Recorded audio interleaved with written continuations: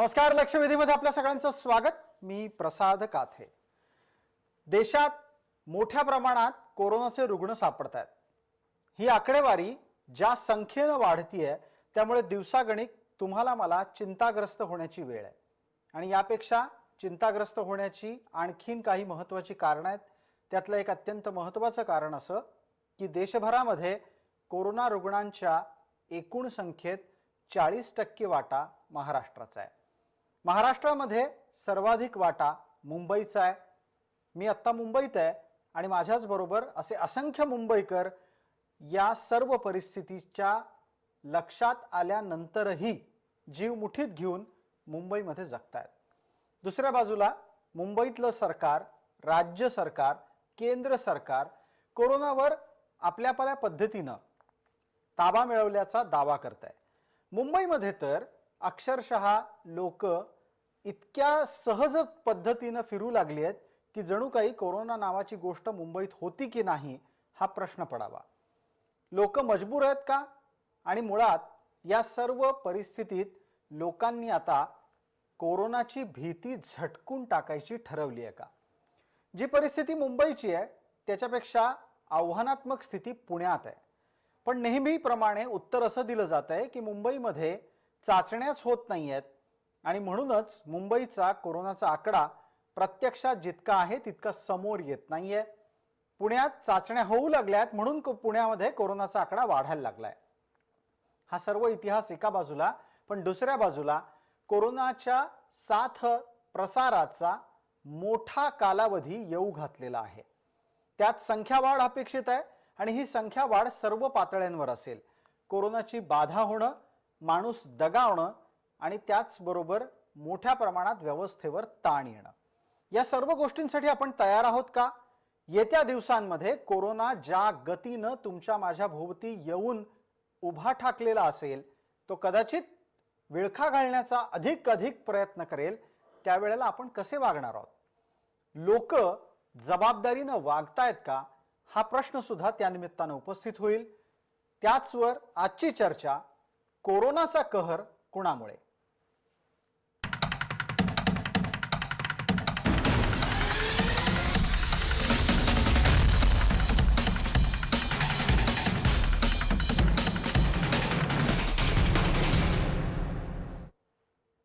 या चर्चेत आपल्याबरोबर सहभागी होणारे मान्यवर आहेत डॉक्टर अविनाश भोंडवे, अध्यक्ष IMA अर्थात इंडियन मेडिकल असोसिएशन महाराष्ट्र विभाग.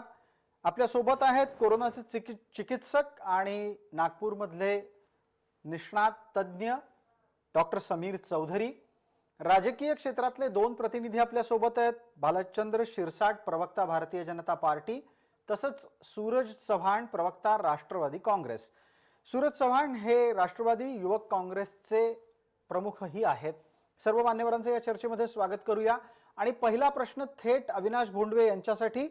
अविनाशजी, ज्या पद्धतीनं काल महाराष्ट्रामध्ये 14,000 रुग्ण सापडले आणि मोठ्या संख्येनं आपण आतापर्यंत 422 मृत्यूंची एका दिवसातली नोंद अनुभवली, परिस्थिती आणखीन वाईट होणार आहे का?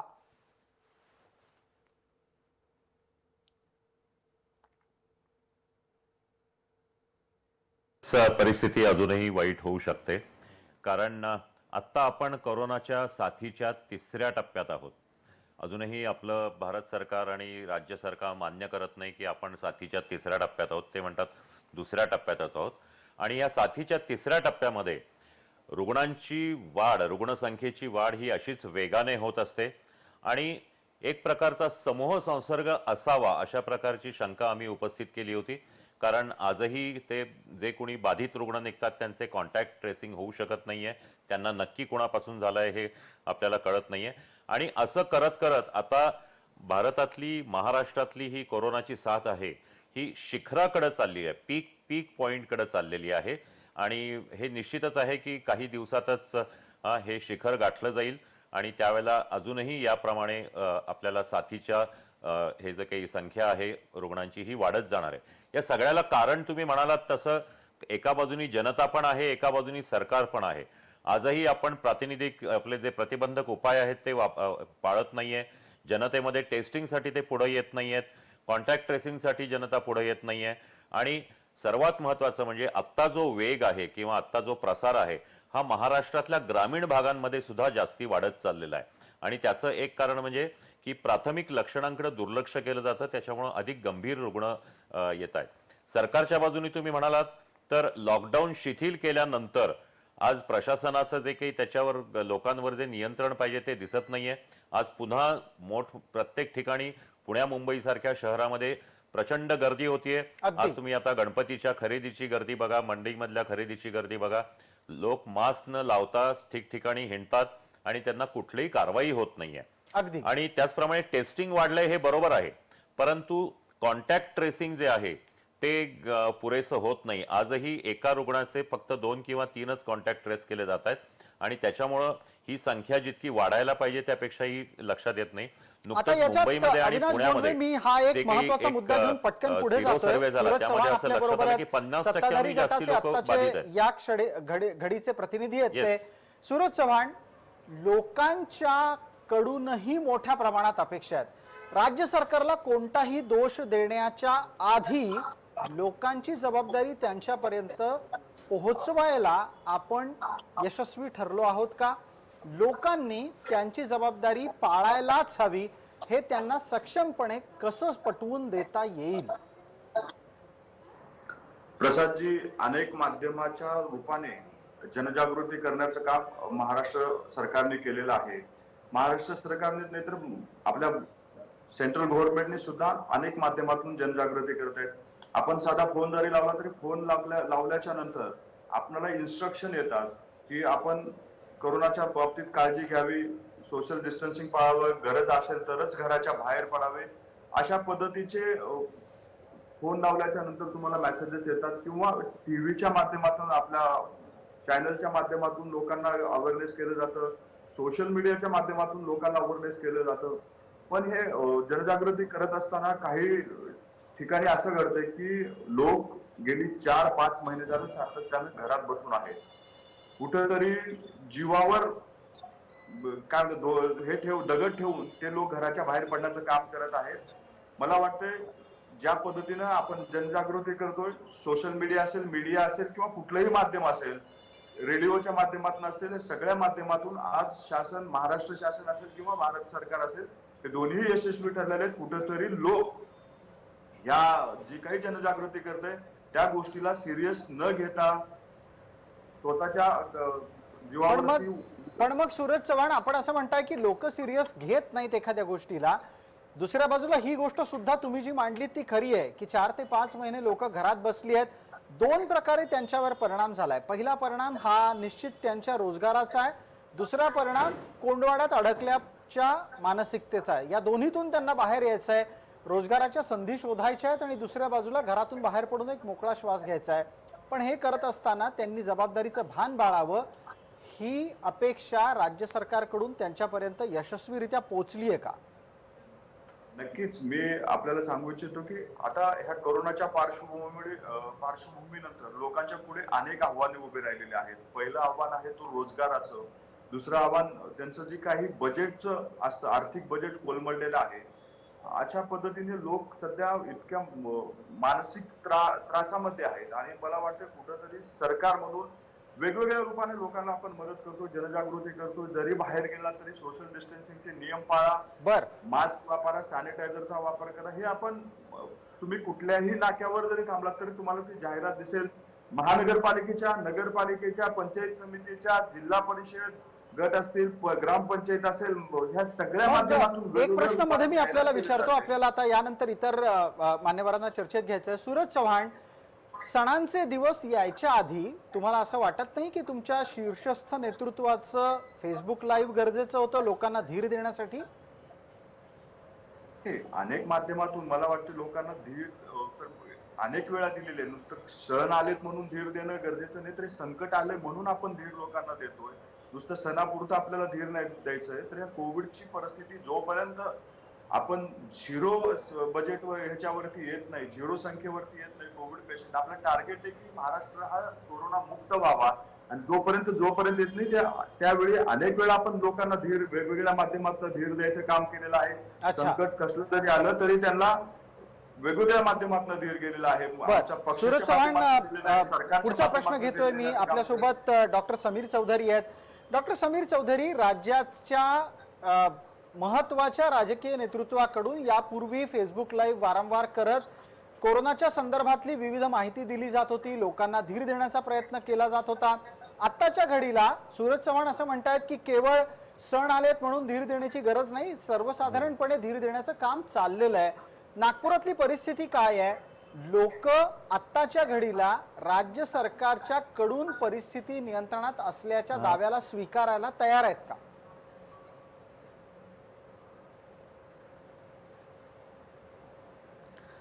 ॲक्च्युली ना आतापर्यंत नागपूरची जी स्थिती आहे ना खूप चांगली होती. म्हणजे समजा एक महिना 1-1.5 महिन्यापूर्वीची स्थिती जी होती खूप चांगली होती. सगळे लोक तारीफ करायचे, नेतृत्वाची तारीफ करायचे की एवढा यांनी कंट्रोल आणला आहे.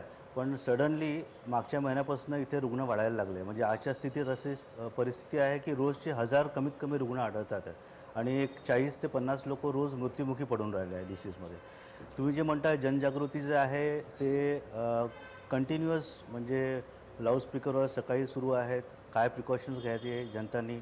सणात म्हणजे सण गेले आहेत, म्हणजे राखी झाली, बाकी सगळे सण गेले आहेत, लोकांनी संयम पाळले. पण आता असं मला वाटतं, पर्सनली मला असं वाटतं की लोकांनी आता असं म्हणजे ते ऐकून न ऐकल्यासारखे करतात आहे. अच्छा, जे इन्स्ट्रक्शन आहे ते फॉलो नाही करत. त्यांना असं वाटलं की काहीतरी रुटीन सुरू आहे आणि हे आपल्यासाठी नाही आहे, या प्रकारची स्थिती आलेली आहे. बर, याच स्थितीमध्ये म्हणून मग हा जर problem आपण होता. मुंबईचं एकदा उदाहरण घ्यायला गेलो, Otherwise भालचंद्र प्रसार शिरसाट आपल्या बरोबर आहेत. माध्यमातून जे काही भालचंद्र जनजागृती शिरसाट आहे. फोनवरून जोडले गेलेले आहेत. भालचंद्रजी, माझा आवाज येतोय आपल्यापर्यंत अशी अपेक्षा बाळगतो. एक थेट प्रश्न विचारतो, मुंबईमध्ये नक्की काय चुकलंय किंवा काय परिस्थिती बदलायला अजून शक्य आहे? कारण देशाच्या आर्थिक राजधानीतली परिस्थिती सुद्धा हाताबाहेर जाता कामा नये. मुंबईत कोरोनाची स्थिती सुधारायला लागली अशी चर्चा सुरू झाली आणि लोकांचं वागणंच बदलून गेलं.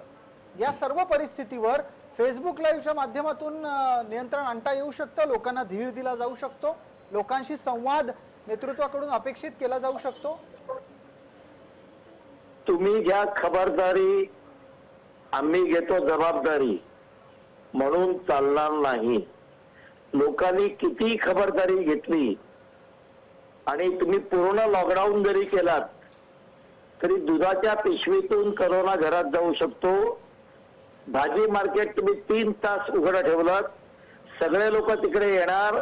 प्रत्येक जण बटाटा, कांदा आणि भेंडी ही स्वतःचा हात लावून सिलेक्ट करतात. आपल्याकडे पॅक्ड मटेरियल द्यायची सिस्टीम नाही, त्यामुळे लॉकडाऊन हाही पर्याय होऊ शकत नाही. आता मुंबईत सर्वात प्रथम करोना आला आणि तिथे काय झालं, सुरुवातीला ज्या ICMR गाईडलाईन असेल, मी काय राज्य सरकारला दोष देत नाही, ICMR साठी सुद्धा करोना नवीन होता. त्यांनी सांगितली चाचणी आवश्यक असेल तरच करा, डॉक्टरचं प्रिस्क्रिप्शन असेल तरच करा, सिम्पटमॅटिक असेल तरच करा. परंतु हळूहळू लक्षात आलं की असिम्पटमॅटिक लोक, लक्षण विरहित लोक मोठ्या प्रमाणात या मुंबई शहरामध्ये फिरतायत आणि त्यांच्याकडून त्यांना जरी स्वतःला त्रास नाही झाला तरी इन्फेक्शन आणि व्हायरल इन्फेक्शन स्प्रेड होत आहे आणि ते संक्रमण करतायत. आणि म्हणून मुंबई सारख्या 1.5 कोटीच्या लोकसंख्येच्या शहरामध्ये आजपर्यंत फक्त 5 लाख टेस्ट झालेले आहेत आणि 5 लाख टेस्ट मध्ये 1,35,000 लोक पॉझिटिव्ह आलेले आहेत. म्हणजे 25% लोक आज मुंबईमध्ये पॉझिटिव्ह आलेले आहेत. भालचंद्र शिरसाट, Antibodies- 5 लाख टेस्ट मध्ये जर समजा 25% लोक पॉझिटिव्ह येत असतील तर सर्वसाधारण तुमचा अंदाज काय, मुंबईमध्ये संक्रमण किती खालपर्यंत किंवा किती वेगानं पसरलेलं असू शकतं? नाही, तेच मी सांगतो तुम्हाला. बिल्डिंग क्षेत्रामध्ये लोक एकदम घरामध्ये घर बंद करून राहिलीत, ते शक्य आहे. पण जे मोठ्या प्रमाणात गलिच्छ वस्ती आणि झोपडपट्टी आहे तिकडे घराच्या चौकटीत दरवाजा बंद करून राहणं शक्यच नाही. शौचालयासाठी बाहेर जायला लागतं, पाणी भरायला बाहेर जायला लागतं. तिथे संक्रमण मोठ्या प्रमाणात झालं आणि आज तिकडचा सिरो सर्व्हिलन्स जो महानगरपालिकेच्या वेगवेगळ्या लॅब्सनी केलेला आहे त्यानुसार त्यांना आता लक्षात आलेलं आहे की 57% लोकांच्या मध्ये अँटीबॉडीज निर्माण झालेल्या आहेत. याचा अर्थ झोपडपट्टी भागामध्ये 57% लोकांना करोना होऊन गेला, त्यांना कळलाही नाही. त्यांच्याकडून संक्रमणही झालं आणि आता अँटीबॉडी निर्माण झाल्यामुळे पुढचे काही 90 दिवस 180 दिवस ते सुरक्षित राहतील. डॉक्टर लोक जास्त सांगू शकतील याबद्दल. तर माझं म्हणणं तेच आहे की अँटीबॉडीज निर्माण झाल्यात, त्यावेळेला आपण करोनाच्या टेस्ट मोठ्या प्रमाणात करायला पाहिजे होत्या. त्यावेळेला 2-3 हजार टेस्ट होत होत्या. आज या मुंबई शहरामध्ये आज कालचा जो आकडा आहे तो 7,000च्या घरात आहे. तुम्ही मला सांगा, ठीक आहे. 7,000च्या घरात म्हणजे एका महिन्याला 2 लाख. जर 1.5 कोटीची लोकसंख्या आहे तर किमान 70% लोकांचं सर्वेक्षण झालं पाहिजे. जे काही कोमॉर्बिड आहेत, सिनियर सिटीजन्स आहेत, सगळ्यांचं टेस्ट, अँटीबॉडी टेस्ट आणि त्यानंतर अँटीजेन टेस्ट आपण आणि आपला केलेली आहे. पक्ष वारंवार भालचंद्र शिरसाट चाचण्या वाढवा असं सांगतो आहोत. तुम्ही ज्या पद्धतीनं चाचण्या वाढवा असं सांगताय त्याला एक प्रतिवाद केला जातो की चाचण्या वाढवून काही फारसं हासिल होणार नाही. चाचण्या जर नाही. वाढवायच्या असतील तर आत्ताच्या घडीला अँटीजेन टेस्ट वाढवलेलेच आहेत. अँटीजेन टेस्ट वाढवून आपल्याला जर समजा काही हाताशी येत नसेल तर आणखी किती चाचण्या वाढवायचा असा प्रत्येक वेळेला प्रश्न विचारला जातो. त्याची उत्तरही देऊन ठेवा. नाही, मी देतो ना. एक गोष्ट आपण लक्षात घेतली पाहिजे. जर आपण चाचण्या वाढवल्यात, म्हणजे दिवसाला 25,000 चाचण्या केल्यात मुंबई सारख्या शहरात, पुण्यासारख्या शहरामध्ये, जास्त लोक डिटेक्ट होतील आणि जे डिटेक्ट होतील त्यांना आयसोलेट करता येईल, क्वारंटाईन करता येईल, ट्रीट करता येईल. त्यामुळे संक्रमणावरती प्रतिबंध होईल. लॉकडाऊनने संक्रमणावरती प्रतिबंध होणार नाहीये.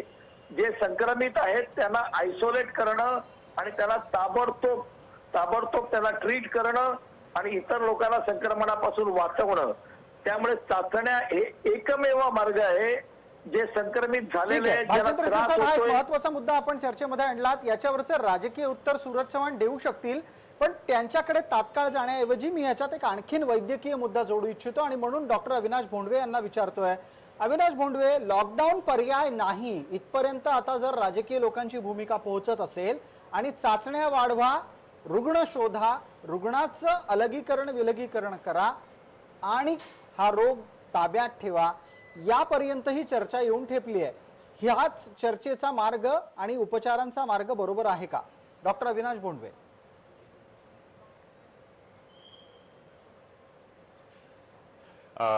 आपण म्हणता ते बरोबर आहे. आता परिस्थिती अशी आहे की लॉकडाऊन संपल्यानंतर किंवा आता हे आपण अनलॉक मध्ये आहोत. यामध्ये अनलॉक झालं, लॉकडाऊन जे होतं ते हे जे आपले प्रतिबंधक नियम आहेत, सोशल डिस्टन्सिंग, मास्क वापरणं, हे कठोरपणे अंमलात आणण्यासाठी होते. अनलॉक अशासाठी आपल्याला केलं की आर्थिक आणि इतर गोष्टींसाठी आपण अनलॉक करत गेलो, परंतु त्यामध्ये सुद्धा हे नियम पाळले गेलेच पाहिजेत एवढंच फक्त सांगितलं गेलं आणि ते कसे पाळायचे किंवा ते लोकांकडून पाळून घ्यायचे हे होत नाहीये. यामध्ये आपल्या भारतामध्ये कधीही कुठलाही नियम पाळायचा असेल जनतेने तर त्यासाठी शिक्षा करावी लागते किंवा पोलीस प्रशासनाला लक्ष घालावं लागतं. चौकामध्ये सिग्नल असेल तर तो आजूबाजूला पोलीस नसेल तर लोक क्रॉस करून जातात. अशा देशामध्ये आपल्या इथं प्रशासनाने थोडं जास्ती कठोरपणे ह्या गोष्टी पाळल्या जातील याकडे लक्ष दिलं पाहिजे. अगदी. दुसरी आणि गोष्ट आणखीन आपण एक मगाशी मुद्दा, जे म्हणाला तुम्ही जो की आता महत्त्वाचा सामान्य मुद्दा मांडलात लोकांपर्यंत ना, हे मी त्यामध्ये पोहोचू शकलं छोटंसं एक नाहीये. इनपुट देतो. दिवसेंदिवस ज्या ज्या याचं- पद्धतीनं नियम पाळण्याच्या बाबत सक्ती कायम राखली जाते, आता समाज माध्यमांमध्ये मास्क काढून फेकून द्या, म्हणजे मास्क वापरू नका, अशी एक मोहीम सुरू झालेली आहे. डॉक्टर अविनाश भोंडवे, अशी मोहीम किती घातक आहे? कारण समाज माध्यमात मोठ्या प्रमाणात असा तर्क दिला जातो की तुम्ही जर मुखपट्टी लावलीत तर तुम्ही तुमचाच सोडलेला, उच्छ्वासाद्वारे सोडलेला कार्बन डायऑक्साईड हा पुन्हा एकदा गिळंकृत करता आणि त्यामुळे तुमच्या फुफ्फुसाला त्रास होतो, अशी एक थेअरी मांडली जाते. म्हणून मास्क छोडो असं एक अभियान राबवलं जात आहे. अशा प्रकारची अभियानं समाज माध्यमात राबवली जाणं, त्याला ज्ञान आणि अज्ञान या दोन्ही माध्यमातून प्रतिसाद मिळणं हे घातक आहे का? याची चर्चा समाज माध्यमातल्या द्वारे होणाऱ्या प्रचाराच्या निमित्तानं करणं गरजेचं आहे. डॉक्टर भोंडवे. घातक म्हणजे हे पूर्ण आत्मघातकी आहे. अगदी बरोबर आहे. मास्क, बरं का, मास्क आपण वापरू नका असं सांगणं हे पूर्णपणे आत्मघातकी आहे. आणि आपण सोडलेला जो श्वास आहे त्याच्यामधला कार्बन डायऑक्साईड पुन्हा आत घेतला जातो, हे काही प्रमाणात जरी सत्य असलं तरी त्यामुळं होणारा त्रास एका बाजूला आणि आपण मास्क न वापरल्यानंतर आपल्या नाकातोंडातून श्वसनामधून करोनाचे विषाणू जाऊन आपल्याला होऊ शकणारा करोना, या दोन मध्ये काय महत्वाचं आहे हे लोकांनी ठरवावं. त्यामुळे मास्क वापरणं हे आवश्यकच आहे. मी तर इथं पुढे जाऊन असं म्हणेन की अशा प्रकारची जर चर्चा कोणी करत असेल, अशा प्रकारचा जर अँटी प्रचार कोणी करत असेल, तर त्यांच्या विरुद्ध कारवाई झाली पाहिजे. अगदी. आज भारतामध्ये याच गोष्टी आहेत. दुसरं मी आपल्याला असं सांगू इच्छितो की सर्वसामान्य माणसांपर्यंत प्रतिबंधक उपाय आजही पोहोचलेले नाहीत. आज आपल्या इथून जे काही सरकारतर्फे किंवा इतर संस्थांतर्फे जे काही प्रचार होतात, हे फक्त माध्यमांमधून होतात. हे टेलिव्हिजन मधून होत असतील, नंतर फेसबुक किंवा अशा सोशल मीडियामधून होत असतील, काही पत्रकांमधून होतात, वेबसाईटवर सगळ्या गव्हर्नमेंटच्या हे आहेत. पण हे सर्वसामान्य माणसे जी आहेत, जी आज मास्क न घालता फिरतायत, त्यांना कल्पनाच नाहीये. आज मी माझ्या दवाखान्यामध्ये सुद्धा ज्यावेळेला पेशंट्स माझ्याकडे येतात, त्यावेळेला त्यांना परोपरीने सांगावं लागतं की तुम्ही मास्क वापरा. पण मास्क न वापरणं हे त्याच्यामध्ये थोडंसं त्यांच्या अज्ञानाचा भाग आहे. आपण हे वापरल्यानंतर अगदी. काय डॉक्टर होऊ कोंडवे हा एक शकतं महत्त्वाचा मुद्दा हे आहे आणि या पोहोचवायला निमित्तानं आपलं सूरज सरकार चव्हाण म्हणा किंवा यांच्याकडे आता आपल्याला सर्व जायला हवं, सामाजिक कारण पुढारी या हे आपण काही कमी गोष्टी पडलोय. थेट आणि थेट सरकार पातळीवरच्या जबाबदारीच्या आहेत. सूरज चव्हाण, आपण चर्चेच्या सुरुवातीला सांगितलं की कशा कशा पद्धतीनं राज्य सरकार संपूर्ण परिस्थिती आटोक्यात ठेवण्यासाठी झटतंय आणि त्यांच्या या श्रमाला, त्यांच्या या मेहनतीला निश्चितच आपण कौतुकाची थाप दिली पाहिजे. पण दुसऱ्या बाजूला जे व्हायला पाहिजे ते होत नाही. दोन गोष्टी पटकन आपल्या समोर मांडतो. पहिला मुद्दा, लोकांच्या शरीरात अँटीबॉडीज अर्थात रोगप्रतिकारक शक्ती स्वतःच वाढून त्यांनी रोगाचा मुकाबला केला आणि 57% लोकांनी स्वबळावर सरकार स्थापन करतात, तसं स्वबळावर कोरोनाशी युद्ध जिंकलं. पण सरकारने काय केलं मग? दुसरा महत्वाचा मुद्दा, ज्या गोष्टी ग्रामीण भागापर्यंत पोहोचून लोकांना या लढाईमध्ये मदतीसाठी जास्त सक्षम करायला पाहिजे ते होत नाही, असं निरीक्षण IMAच्या महाराष्ट्राच्या अध्यक्षांचं आहे. दोन्हीवर टप्प्याटप्प्याने उत्तर सूरज चव्हाण. महाराष्ट्र सरकारने जसं तुम्ही म्हणता की लोकांच्या शरीरामध्ये अँटीबॉडीज तयार झालेल्या आहेत, याच्यासाठी मला वाटतं महानगरपालिका असेल, महाराष्ट्र सरकार असेल, या लोकांनी रोगप्रतिकार शक्ती वाढावी म्हणून वेगवेगळ्या प्रकारच्या टॅबलेट असतील, त्यांना आहाराचं नियोजन असेल, हे महाराष्ट्र सरकारने वारंवार त्या लोकांना त्याच्यामध्ये जनजागृती करून त्यांना सांगितलं होतं आणि ते करत गेले. लोकांनी ते काही ठिकाणी फॉलो झालेलं आहे आणि तशा पद्धतीनं ते लोकांच्या शरीरामध्ये अँटीबॉडीज तयार झालेले आहेत. खरं तर आपल्या महाराष्ट्रातच काय, आपल्या देशामध्ये हे झिरो संख्येने करोनामुक्त व्हावं ही आपली अपेक्षा आहे. आणि ज्या ज्या वेळी विरोधी पक्षाने चांगल्या सूचना केलेल्या आहेत, त्या त्यावेळी सत्ताधारी पक्षाने ते ऐकल्याने सुद्धा काम केले. मी शिरसाट साहेबांना परत एकदा सांगू इच्छितो की तुम्ही जी सूचना केली होती की कोरोनाच्या टेस्ट वाढवा, तर मी आपल्या माहितीसाठी म्हणून सांगतो, महाराष्ट्र हे एकमेव राज्य आहे की देशामध्ये सगळ्यात जास्त टेस्ट करणारं राज्य म्हणून ओळखलं जातं. भविष्यात ही आपली सूचना आणखी वाढवायची गरज असेल तर महाराष्ट्र सरकार सक्षम आहे. आपण त्या टेस्ट वाढवण्याची विनंती आपण सरकार माध्यमात. सूरज चव्हाण, महाराष्ट्रापेक्षा जास्त टेस्ट दिल्लीमध्ये झाल्या हे सुद्धा नाकारता येणार नाही. दर दिवसाच्या टेस्ट असं नाही म्हणत आहे की मी दुसऱ्या ठिकाणी टेस्ट नाही झाला, पण महाराष्ट्र हा सगळ्यात जास्त टेस्ट करणारा एकमेव राज्य आहे, जिथं सगळ्यात जास्त टेस्ट झालेलं राज्य आहे. त्याच्यानंतर मुंबईमध्ये सुद्धा सगळ्यात जास्त टेस्ट झालेले आहेत. जिथं जिथं गरज पडली आहे तिथं तिथं महाराष्ट्र शासन टेस्ट करतंय. एखाद्या दिवसाचा फरक इकडे तिकडे झाला असेल, पण टेस्ट झाली नाही असं कुठेही नाहीये. बरं, याच्याबरोबरचा पुढचा मुद्दा होता सूरज चव्हाण की ग्रामीण भागामध्ये जिथे आता कोरोना ठाण मांडून बसलेला आहे, तिथे लोकांना आवश्यक त्या सुविधा पोहोचलेल्या नाहीत. प्रसादजी, आपण म्हणताय ते थोडंसं कुठंतरी खरं असेल, पण असंच नाही की सगळ्याच ठिकाणी पोहोचलेल्या नाहीत सुविधा. मी सांगेन की महाराष्ट्रामध्ये असं खूप कमी ठिकाण असतील की जिथे सुविधा पोहोचलेल्या नसतील. आपण जर 100 पैकी 98 ठिकाणी सुविधा चांगल्या असतील आणि 2च ठिकाणी चांगल्या नसतील, तर त्या 2 वरनं आपण 98ला अन्याय होऊ नये अशी माझी विनंती आहे. आपण जिथं जिथं सूचना कराल, जिथं तुम्ही, आणि मला वाटतं माध्यमाच्या नजरेतून असं एकही ठिकाण चुकत नाही जिथं सुविधेचा अभाव असतो. ठीक आहे, तुम्ही म्हणताय एकदम बरोबर आहे. 98 ठिकाणी केलेली चांगली कामं 2 ठिकाणी होणाऱ्या वाईट गोष्टींमुळे कमी समजता कामा नयेत. पण या प्रकरणात एक मुद्दा मला अगदी मी कंप्लेंट करतो. बरं, पटकन बोला कृपया. मला पुढचा प्रश्न अजून डॉक्टर सांगली चौधरींना विचारायचा आहे.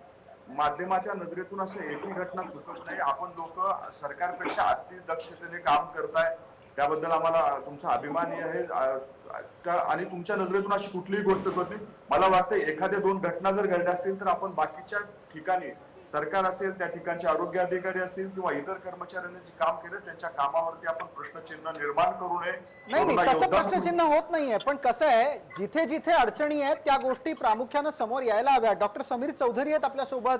नागपूरमधले ते आत्ताच्या घडीला कोरोना चिकित्सेमधलं एक महत्वाचं नाव आहे. डॉक्टर समीर चौधरी, कोणत्या अडचणी तुम्हाला विदर्भात जाणवतात ते सांगा. सरकारचे प्रतिनिधी आपल्या सोबत आहेत, ते परिस्थिती बदलतील अशी अपेक्षा आहे त्यांच्याकडून.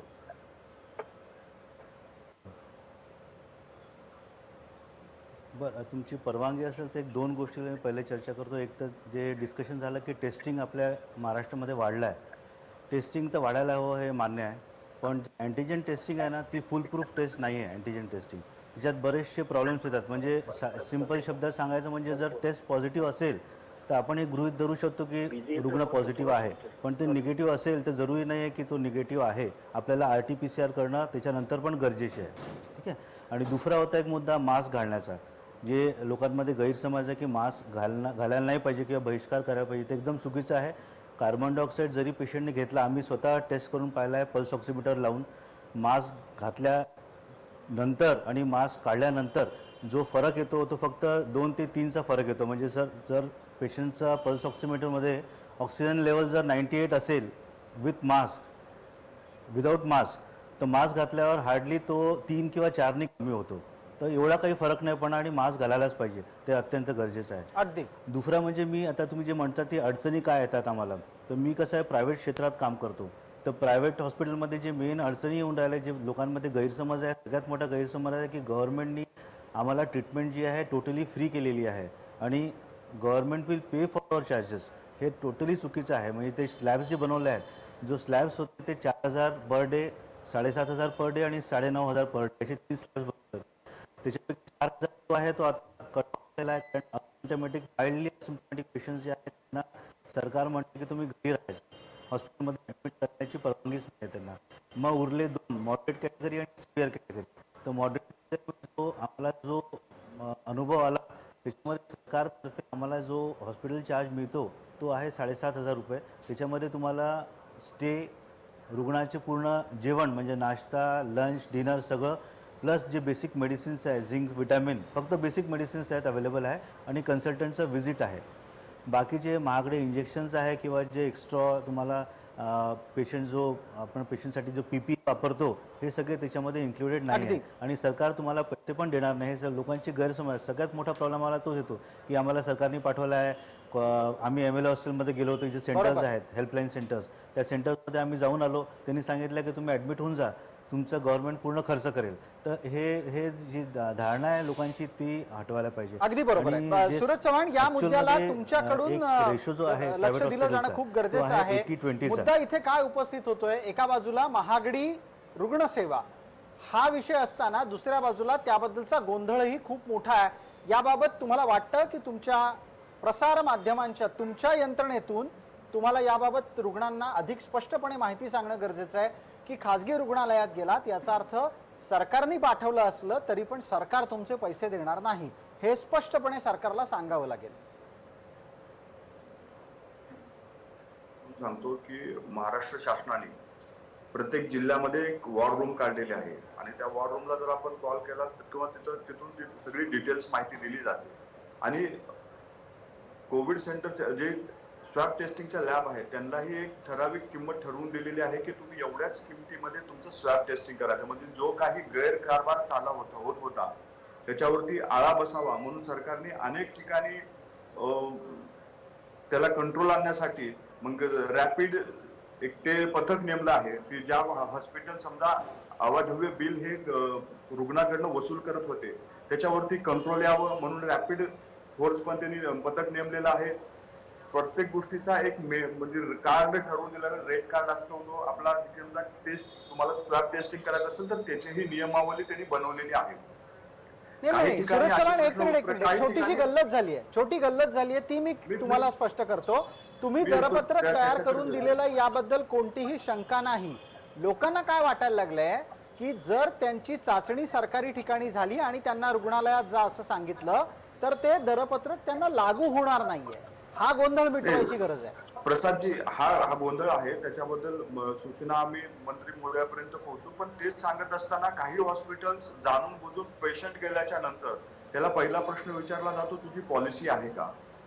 म्हणजे रुग्णसेवा कुठेतरी व्यावहारिक दृष्ट्या होत होती म्हणून सरकारने याच्यावरती आळा आणण्यासाठी केलेली सगळी ही आहे, म्हणजे नियमावली बनवलेली आहे. पण काही ठिकाणी हे होते, गल्लत होते आहे की लोकांना असं वाटतंय की माझा उपचार हा सरकारी खर्चातून होतोय, पण काही तो होत नसतो. काही ठिकाणी नक्कीच म्हणजे गव्हर्नमेंट हॉस्पिटलच्या माध्यमातून तुम्ही जर उपचार घेत असाल तर त्याचा खर्च हा पूर्ण गव्हर्नमेंट उचलते. पण प्रायव्हेट हॉस्पिटलमध्ये काही ठिकाणी काही प्रायव्हेट हॉस्पिटल आहेत, ठीक, मला वाटतं काही प्रायव्हेट हॉस्पिटल आपण सरकारी यंत्रणेतून चालवतायत, त्यांच्याकडे त्यांनी उपचारासाठी सरकारने ते आपल्याकडे जमा करून घेतलेले, तर त्या माध्यमातून सरकार उपचार करते. पण सगळीच हॉस्पिटल महाराष्ट्रामधले सरकारने उपचारासाठी घेतलेले नाहीत. काही ठिकाणी अगदी. प्रायव्हेट हॉस्पिटलला सुद्धा परमिशन सूरज चव्हाण, वेळेची मर्यादा आहे म्हणून थांबवतोय. आपल्याला एक छोटी विश्रांती घ्यायची आहे. लवकरच लक्षवेधीच्या पुढच्या भागात आपण परत येऊ. त्यावेळेला महत्वाचा विषय असेल की आता पुढे काय करायचं. एका बाजूला सरकार अँटीजेन टेस्टच्या भरवशावर आहे, दुसऱ्या बाजूला आरोग्य यंत्रणा अँटीजेन टेस्ट मान्य करायला तयार नाही. कोरोनाच्या बाधितांची संख्या दिवसागणिक वाढत जाण्याची भीती आहे. सामान्य माणसांनी करायचं काय? लक्षवेधीच्या पुढच्या भागातली चर्चा. कुठेही जाऊ नका, पहा फक्त जय महाराष्ट्र.